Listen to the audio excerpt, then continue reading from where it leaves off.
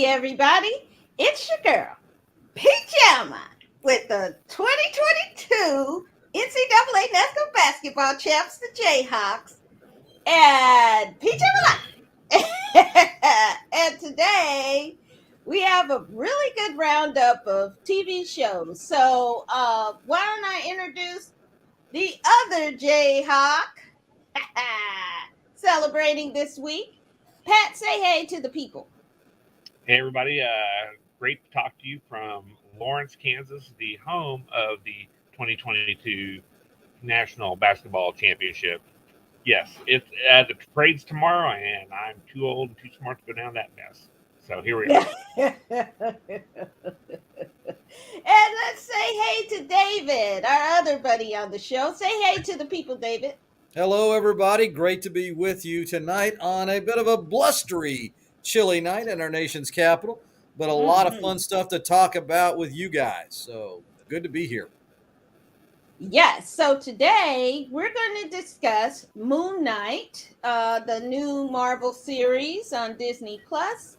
We're going to talk about Woke, the second season, just dropped this week, and on Hulu, and Pieces of Her, a new thriller on Netflix. So why don't we start off with Moon Knight?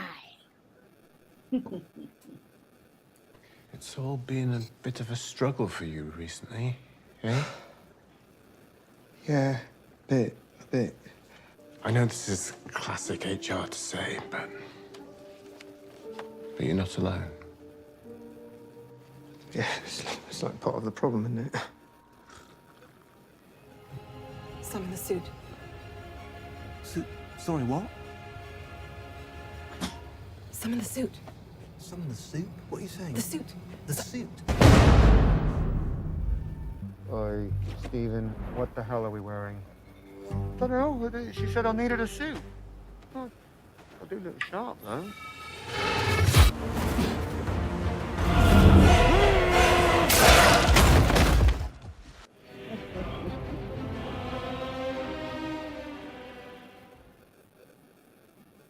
Oh boy, so why don't we first turn it over to our guru of all things Marvel, Patrick? Give us some breakdown on this episode.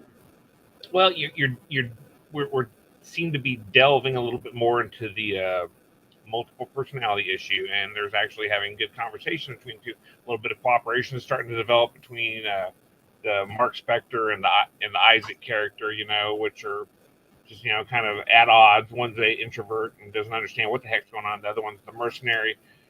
The suit thing was hilarious, by the way, coming down in the white suit. Oh look, I said I need the suit.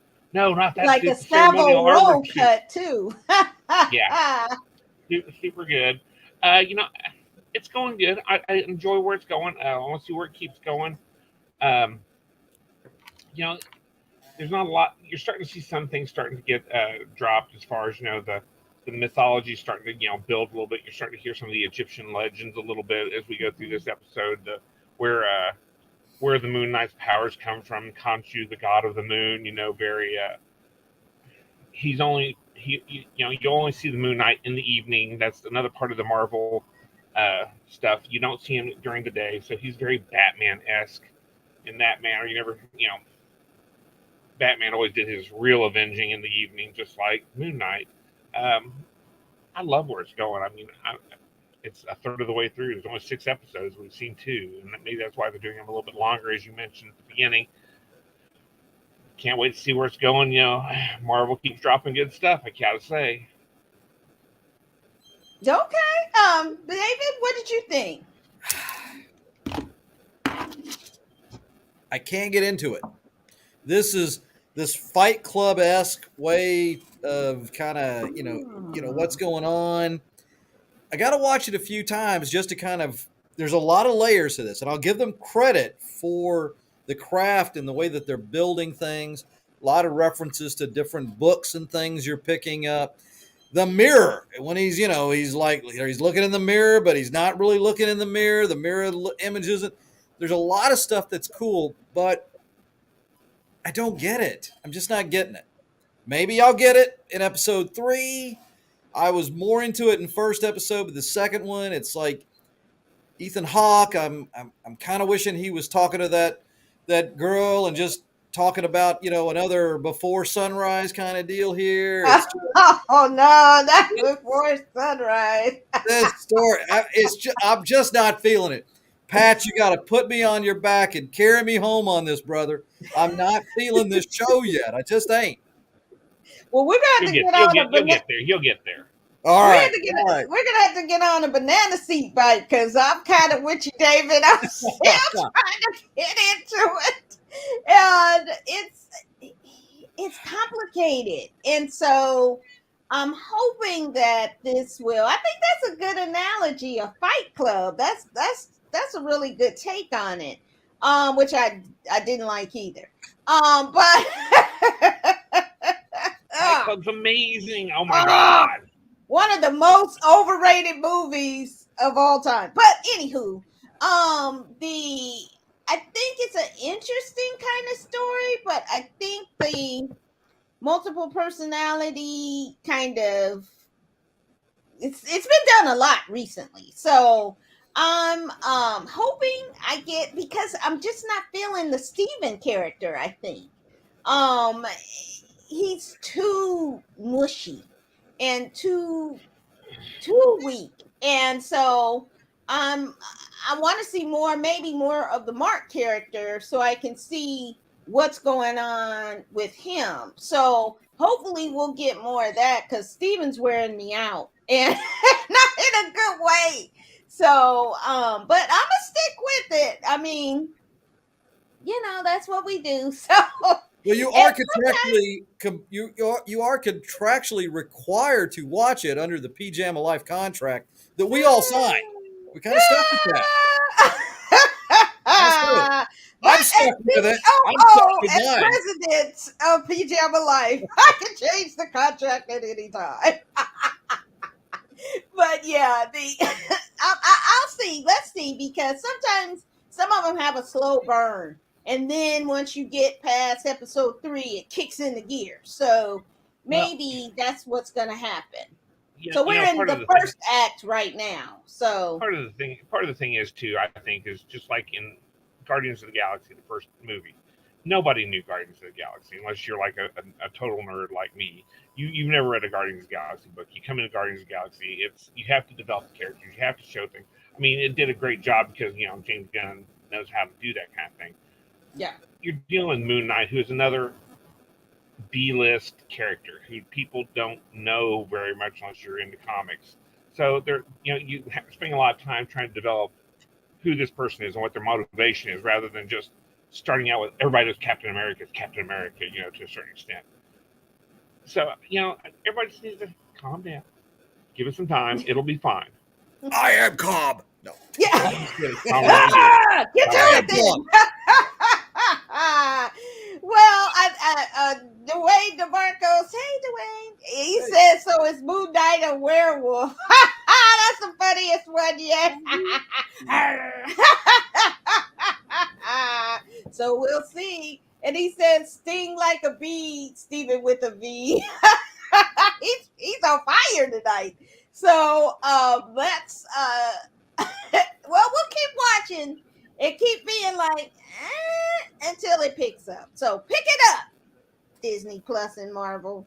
All right, so our next show is based on a real incident that happened and a real cartoonist in San Francisco. The series Woke, which just dropped its 2nd season. Why is it that it's people of color are always having to stand for something? Just the cartoonist. Because the world's a racist, fucked up place. What's really going on, bro? Mr. Policeman did a number on you, didn't it? Finally his. That's right. I'm a talking trash can. It's just like having a superpower. I'm not crazy. Oh, yes. Nothing says dedication to the unhoused like bringing the bougiest, least filling pastry money could buy.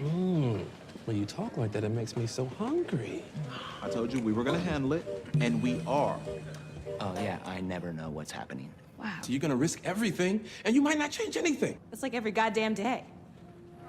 Hey, you can't just throw no fake words like thruple and run off. My bro is headlining a protest. We are severely lacking in diversity. Are you by any chance looking for employment? No, Dave, I am not.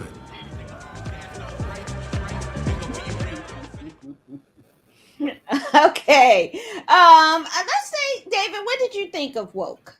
You know, I liked it. I didn't see the first season, so I started with the second season here. Really kind of surprised by pieces of it. It grabs your attention. Some of the things with the animation there, and that I'm not expecting that. Um, so I think smart, well done, good acting. Uh, it tackled serious stuff with humor, which I think is a good way to do it. I thought it was good. It was an interesting show. Okay, Pat, what did you think? Well, I started on the first season. I didn't get through it and didn't even get into the second season. Time constraints. I liked it. It was like, I've seen similar things with the let's bring animation into the middle of a real life thing to give it levity or a different perspective. It was okay. It wasn't bad. I mean, I didn't get enough into it to really get too attached to any of the characters or anything, but Right. it was an interesting way of showing things, and like Dave said, that it's a good way of showing levity, by having the the malt liquor bottle start talking to you or whatever, that was funny, and I enjoyed it, but I just didn't have enough time to get into it really. So first 3 episodes is what I've seen. Oh, okay. So there's a lot that happens in the first season, and then the second season. So the story is about, which is kind of based on some real life situations. And the artist Keith Knight is a real comic writer, and out in San Francisco, and he had a really big. If you see in the first season, he did a Can't Grin a Black Person, and that goes awry.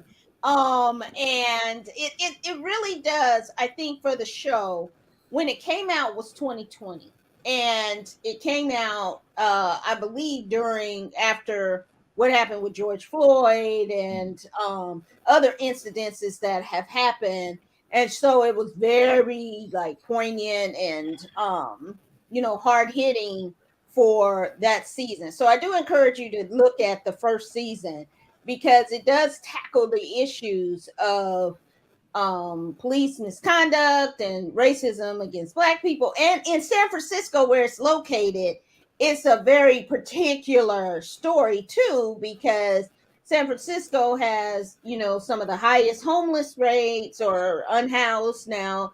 And that they get into the second season, which I think is a nice segue from still talking about the issues around Black men policing and culture. And now in the second season, it's taking a look at corporate co-option of nonprofits and Black voices and newspapers, what's happening to our local newspaper, and then by extension Black businesses in San Francisco, where Black folks are being pushed out.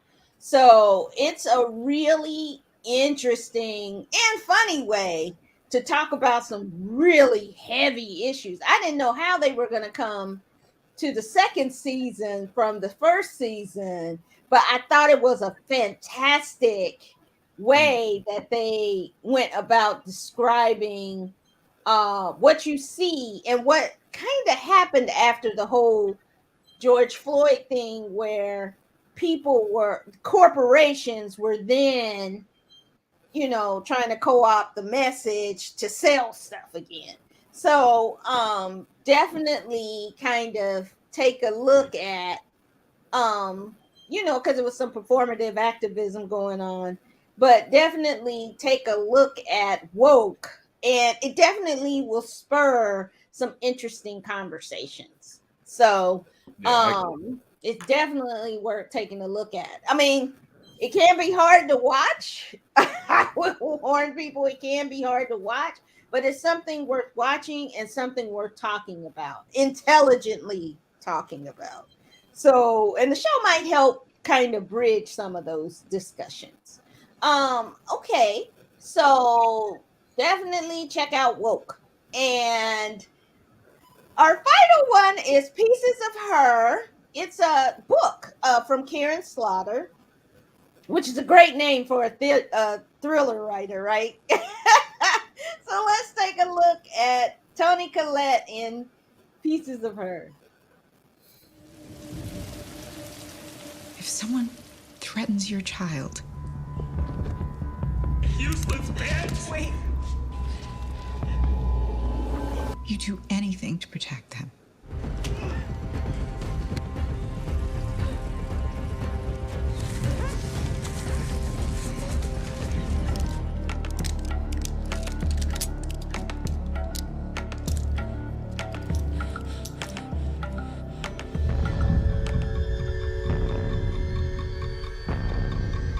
He's gonna kill you.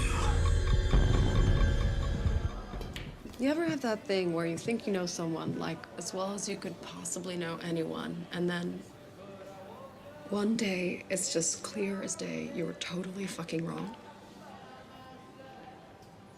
Felt that same way about Santa Claus. Yeah, it was probably the only funny moment in the whole episode. Pat, what did you think of Pieces of Her? You know, I loved it. I'm not all the way through it, but okay. It's really well done. I mean, as far as you're kept interested in it without knowing exactly where you are or what's going on. I mean, the characters are engaging enough that you want to find out what the heck's going on without giving too much away.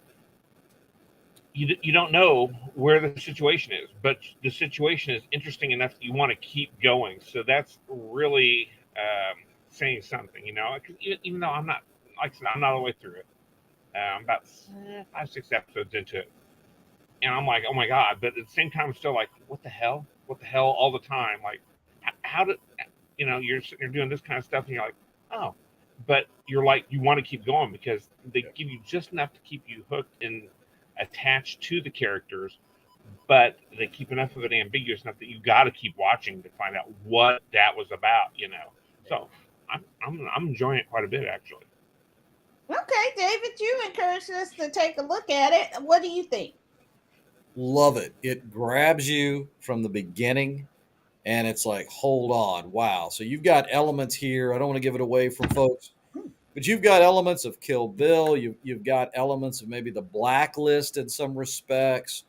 You've got wonderful acting. Toni Collette again shows that she can be a lot of different people. And if you've seen her in some comedies and things, to see her in those roles. She had a great sister movie with Cameron Diaz a number of years ago that was really well done, beautifully done. And then you see her here as an action hero, maybe action villain. I don't know. We won't give it away for the audience. But the point is, it's so awesome. You're grabbed from the beginning, and it's hard to stop. Really well done. Love it. Love the show. I was like, fell asleep like in 3 of the episodes. I don't know. Now, this is where I differ from you, David, that Toni Collette's character is so locked down, so emotionally arrested that it just played so blank to me. And even when she does something incredible, it was just like, meh. I mean, and I was like, what? And then I thought I was going to get more action and, more stuff happening. And it was very much a psychological thriller. Which, okay. But it was just something about this was so, everybody was just so, like, inhibited. and shut down. Shut down is what I kept thinking throughout it. And I was wanting them to like give me something, somebody have some emotion. And even the bad guy was just kind of calm about it and the whole thing. And it was like, what the fuck? And so I just was like, and I tried to watch it, like go back where I missed and fell asleep because I was so bored. That, and then when I did, I was like, oh, I didn't really miss anything. So I mean, Mortal Kombat, it ain't. Huh? Mortal Kombat, it ain't. At least I was entertained with Mortal Kombat, but this was just so locked down, and I was like, is the show locked down? Is the story in quarantine? It was just like, come on. So I can't really give it a high recommendation. I think there were several plugs and like holes in the story too that I was like, what? And wanting to know more. And I guess that's good. I wanted to know more, but it wasn't good if I'm still going, well, what happened to that storyline? Well, what happened to this person? Like, what happened to the mother, the grandmother? I don't know. And so, Pat, what episode are you on? I don't want to spoil it. 4 or so, 4 or 5, maybe 4. Okay. Yeah, you're near the end. I think, what is it, 6 or 8? Is it 6 or 8? Forget how many it is. Yeah, it was too many. So, too many for me. Ouch. But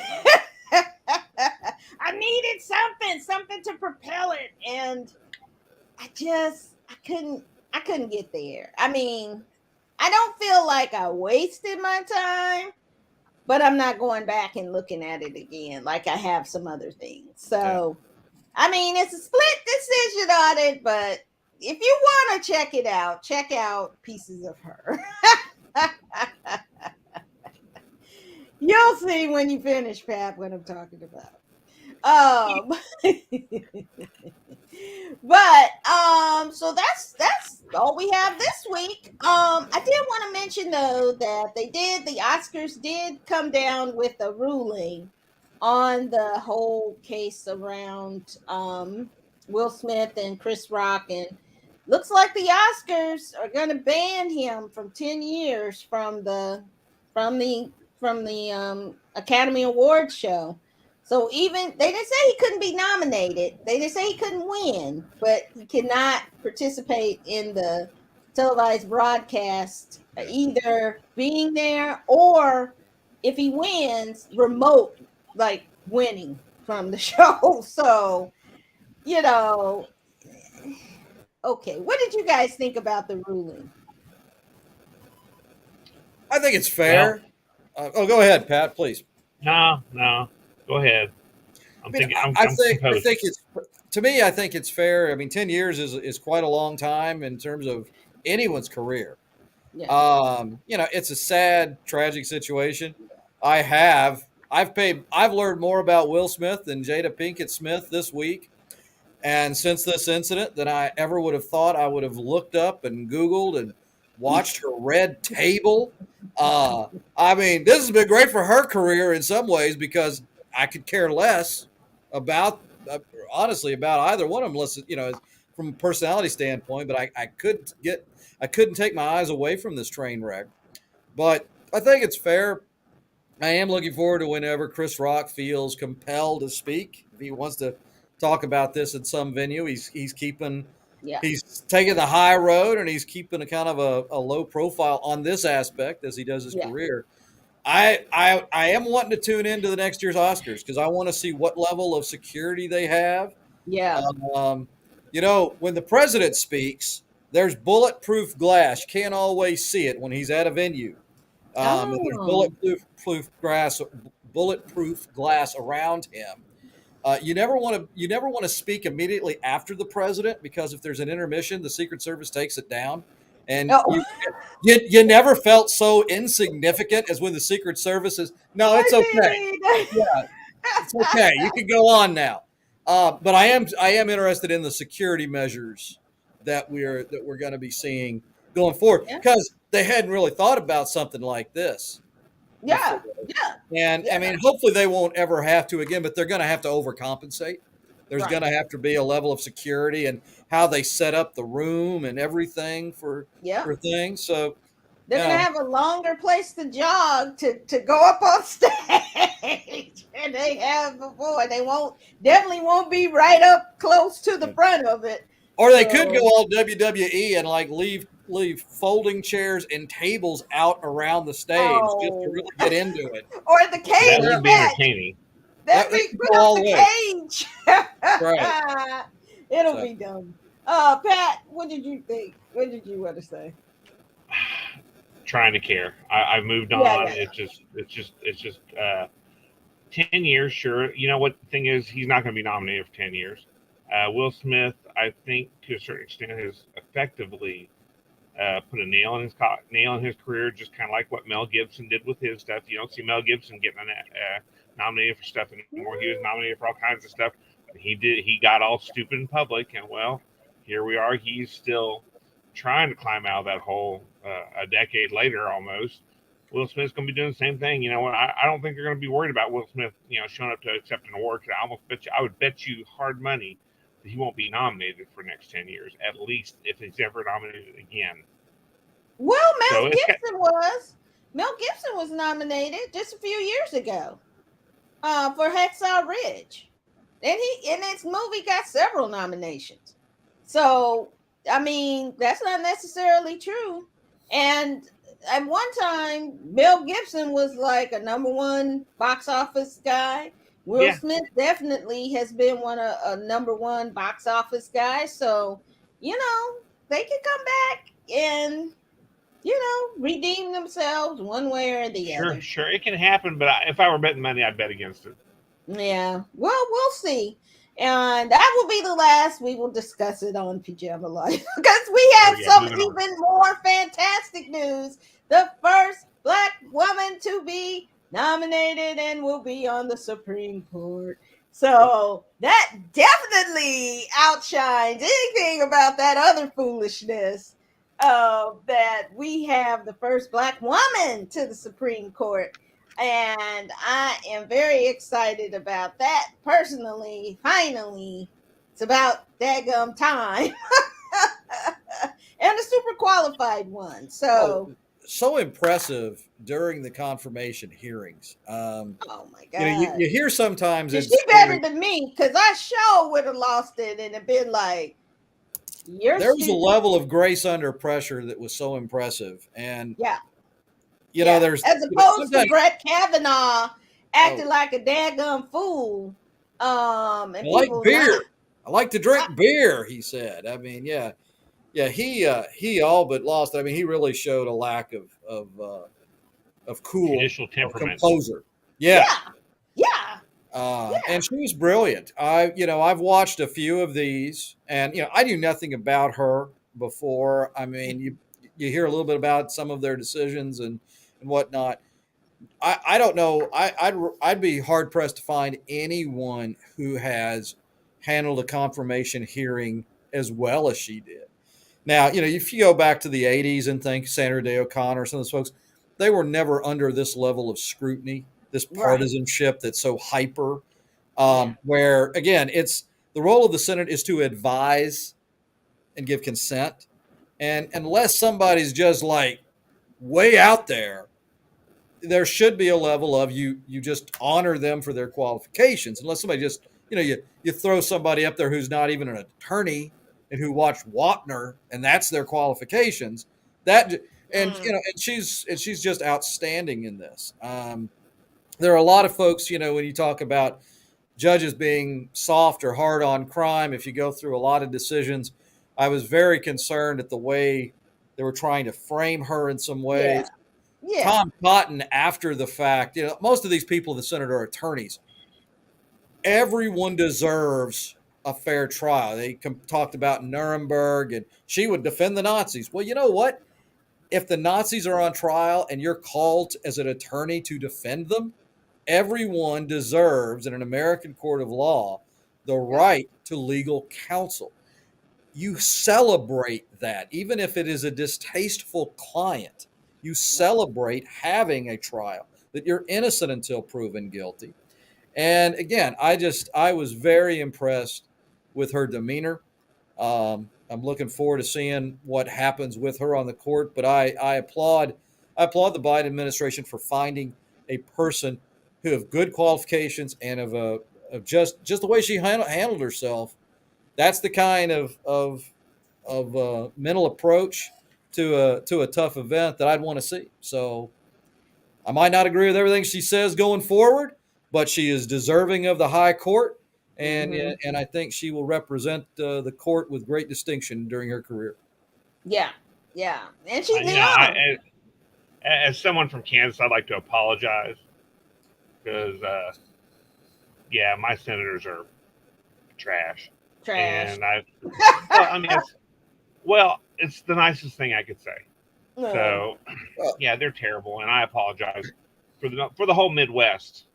You know, it seems like everybody around here is just the worst. So, Well, let's give a don't big forget- criticism. Oh, go ahead.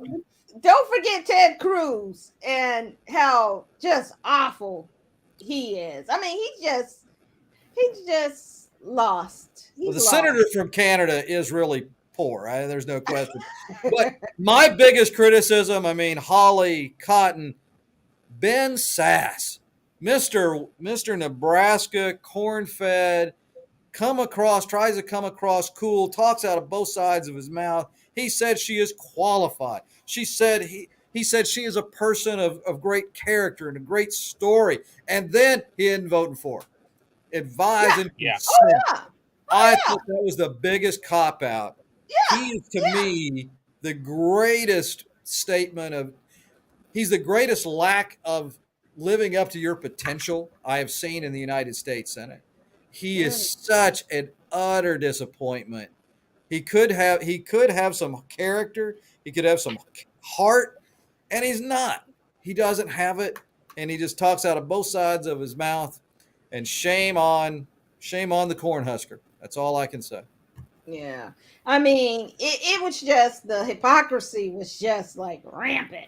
So, I mean, we'll see. But for now, she's on there for life. And she looks pretty young to me. So she gonna be on there for a minute. So and we needed something to kind of offset Clarence Thomas because oh my Lord. him and his wife are something else, and we'll get into that another time. But we definitely are celebrating that. We're celebrating the Jayhawks win, and we're celebrating you for watching PJamma Live. So everybody, say goodnight to the people. Good night to the people. And good night to the people. And say hey to Tim Windsor before we have to head out. It's good to see you guys. And I'll say goodnight and take care. And we'll see you next time on PJamma Life. Bye. So long, everybody. Ah.